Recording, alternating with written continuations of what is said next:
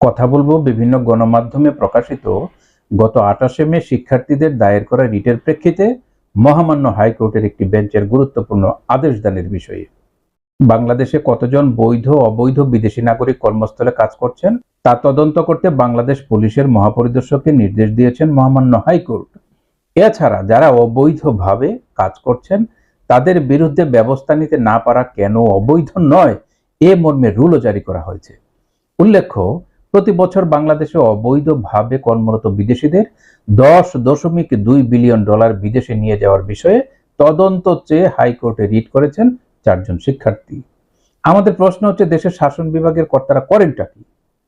আমাদের দেশের নাগরিকেরা উন্নত জীবনের আশায় কাজের জন্য সাগর পাড়ি দিতে যে নৌকা ডুবিতে মারা যাচ্ছে, আর 10-15 লক্ষ বিদেশি নাগরিক অবৈধভাবে আমাদের দেশের চাকরি দখল করে রেখেছে। আমরা এর ন্যায়সঙ্গত সমাধান